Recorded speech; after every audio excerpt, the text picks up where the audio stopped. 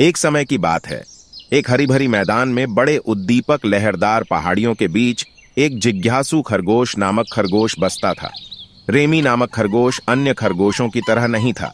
वह एक साहसी और डरावने होते थे। वह अकेले अपने गरज से बाहर निकलकर दुनिया के बाहरी दुनिया की खोज करने में रुचि रखते थे। उसकी जिज्ञासा ने उसे जंगल में छुपे चमत्कारों की खोज करने और असंभव दोस्ती बनाने का मौका दिलाया।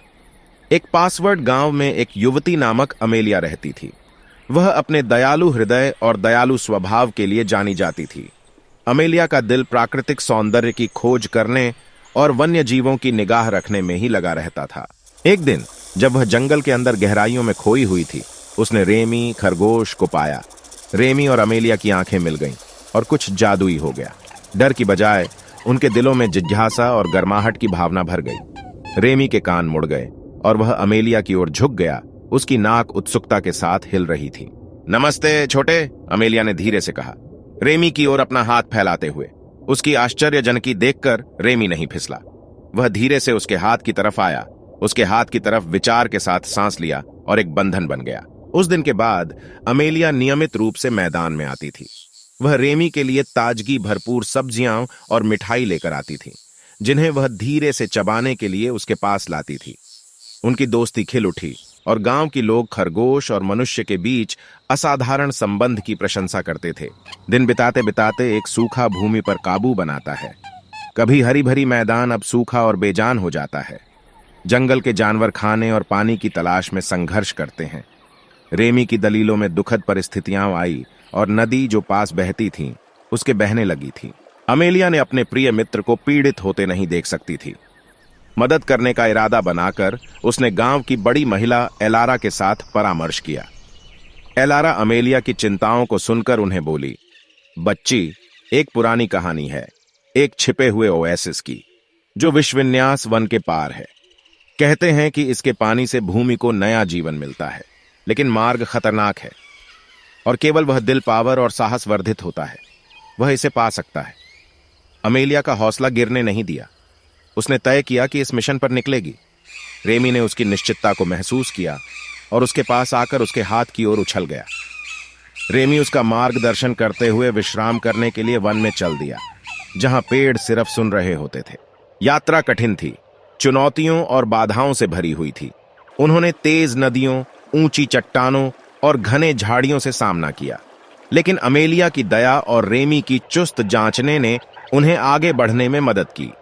उनका बंधन मजबूत हो गया, जैसे वे एक दूसरे की ताकत पर निर्भर कर रहे हो। एक दिन जब वे आगे बढ़ रहे थे, एक हल्की ध्वनि सुनाई दी। उस चंचल ध्वनि की दिशा में चलकर वे एक चमकते हुए तालाब पर पहुंचे, जो एक पेड़ों के जंगल में बसा था। पानी की चमक का अच्छले तरह दिखाई दिया, जैसे हजारों हीरों की तरह चमक रहा हो। अमेलिया ने एक फ्लास्क में नया पानी भर लिया, उसके दिल में कृतज्ञता से भरा हुआ। रेमी ने अपनी पीठ से जमीन की तरफ थपथपाया। यह उसकी प्रशंसा दिखाने का तरीका था।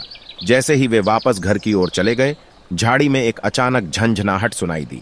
बाहर एक लोमड़ी आई। उसकी आंखों में भूख की तीव्रता साफ दिख रही थी।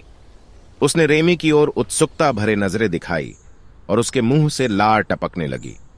अमेलिया का दिल दो बातों के बीच मंझला, अपने दोस्त की सुरक्षा करने और खादी श्रृंगार की कठिनाई के बीच के कठिन हकीकत।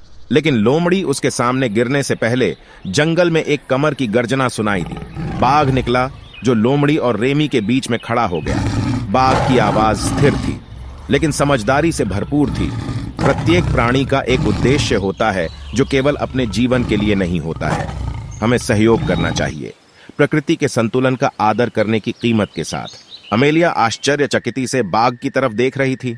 उसकी आंखों में प्रशंसा की बुनाई हुई थी। लोमड़ी अपने सिर को झुकाकर गई और छाया की ओर लुढ़क गई। बाघ अमेलिया और रेमी की ओर उलट गया। उसकी आंखें गर्म और समझदारी से भरी थीं। तुमने साहस और दया दिखाई है युवा, बाघ बोला। ओएसिस ने खुद को तुम्हारे दिल के कारण प्रकट किया है। इसका पानी समझदारी से उपयोग करो और याद रखो कि दया भर भर कर दूरी को भी पार कर सकती है। अमेलिया ने सिर हिलाया। आभार की आंखों में आंसू थे।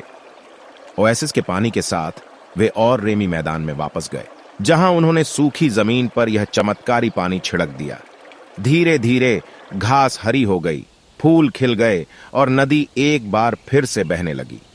जंगल के जानवर इस अद्भुत दृश्य की गवाह बन गए। रेमी पत्थर पर चलकर खड़ा हो गया। अमेलिया की ओर देखकर अपनी आंखों में गर्व के बिना चमक दी।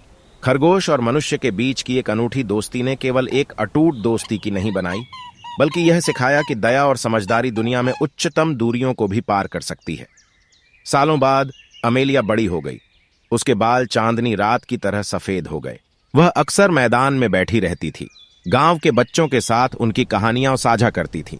रेमी, जो अब एक बुद्धिमान बुढ़िया खरगोश बन गया था, अक्सर उसके पास बैठकर उसकी कहानियों की दीवार में कान तरक करता था। और ऐसे ही एक खरगोश और मनुष्य के असामान्य दोस्ती की कहानी जीती रही, एक याद दिलाते हुए कि दया और समझदारी बड़ी बड़ी खाइयों को भी पार कर सकती है।